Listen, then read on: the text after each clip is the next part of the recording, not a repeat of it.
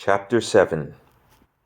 He stopped for gas on one occasion, filled up his tank, bought 2 gas containers, filled them, and drove west.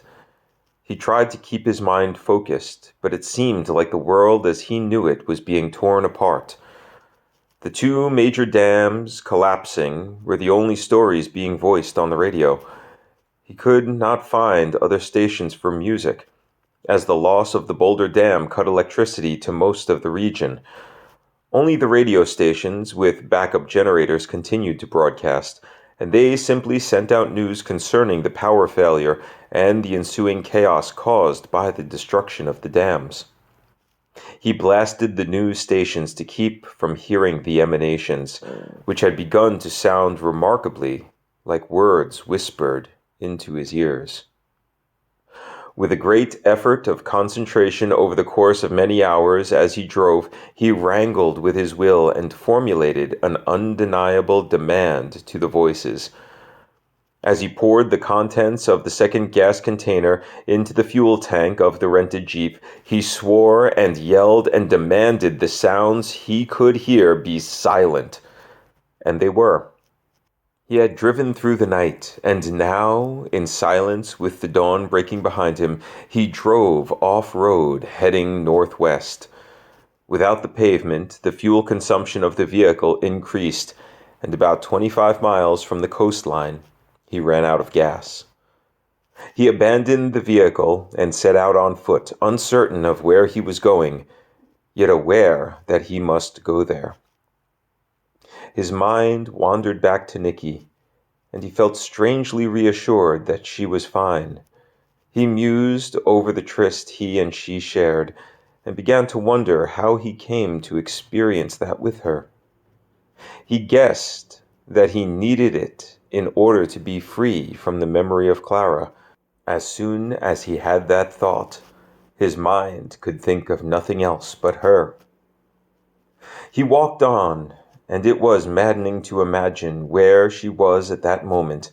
He tried to remain calm while walking, but could not get her out of his head. He imagined she had already moved on to another man, telling him that she was a virgin in order to manipulate him in their relationship. Why had he been so complacent to her for so long? How could she be so jaded to do that to him? He realized he would not have time to think about her as he neared the foothills. The journey was not incredibly long, but the contours of the land would allow him to see the range he came from. The land was granting him time to think and was, in that sense, giving him a simple message. He steps upon the incline and begins to think those clear notions brought about by the fresh air. It could have been his desire to be free as much as it was his desire for her, but there was no reason for cultivating thoughts other than the azure sky overhead and copious aromatic soliloquy of the birch and pines that framed the trail he walked.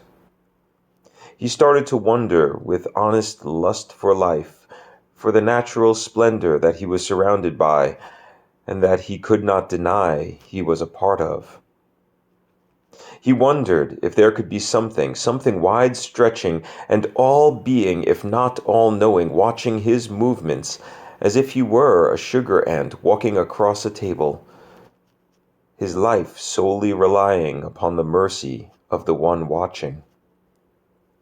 He got to thinking further about the fruit on the trees, the way the birds, flying free, are forever etched in his memory as counterparts to the burgeoning, seed-bearing sweets in visions of the summer afternoon. He imagined birds knowing the flavor of the fruit and somehow discerning the name of the fruit the same way humans had pulled from the voluptuous juices those clear definitions readily used on market and roadside signs. Names present from one language to another, from one species to another. The scope of life includes the entire spectrum of names, of fruits, of birds, and perspectives throughout which to see the world. The world he could not ignore, the world he was blatantly a component of. The pillars of his personality, those actions and memories that created his mask, that made him different from others, all those factors were losing their significance. His talents, his individuality, they did not measure up to much in the grandeur of the larger world making itself known to him. The foothills were a minor barrier to where he was going, but he found the rhythmic breathing that accompanied his steps a reprieve from the relentless worries and concerns of his modern life. How fortunate he felt to have these moments alive, to experience the world. The constant struggle of his daily life seemed to no longer apply to him, but only to some shadowy form of what he used to be. The slight breeze moving through his hair swept away concerns that were once of the utmost importance. Tides of guilt, certainty, surety, and self were washing away, and he was looking upon the dusty road with the gracious love he imagined an illimitable being would emote. A being who defies proper naming despite the repeated attempts humans make at creating a name. A notion of a formed mass, an intellectual compartment in which to easily house the essence of the illimitable being. He imagined the kind of love that could be bestowed on what no longer would be insignificant components despite their minuscule size in comparison to the watcher. The meaning of libraries of knowledge, voluminous quantities and qualities of sensations, phone calls and bills, websites and caricatures from the world he had previously wandered through were but reflections of the grandeur of the world. He could see magnificent workings of natural timetables and organic schedules in which the hustle of those activities he had called his life did reside. This background quietly existed despite being taken for granted by the momentous millions, moving as though their actions generate the world beyond what they know, was a love beyond the world as it is, silent and brilliantly displaying secret nooks of knowledge cleverly hidden in plain sight to the traveler as he traversed the foothills. What abruptly came upon the time and became, in its clarity through his mind, was a nature both nonsensical and serene for his thoroughly drained soul. Even his keen sense of devotion to the world at large while maintaining his strict individualistic persona seemed like wordy absurdity in comparison to the plain truth of the hike. The truth, however, being uncompromising, is best broached by humans who value the fluidity of thought and ambiguous uncertainty of chance and questions.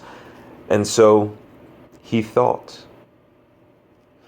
Is it that there are so many humans alive at any given time that we are without much difference from each other within a generation?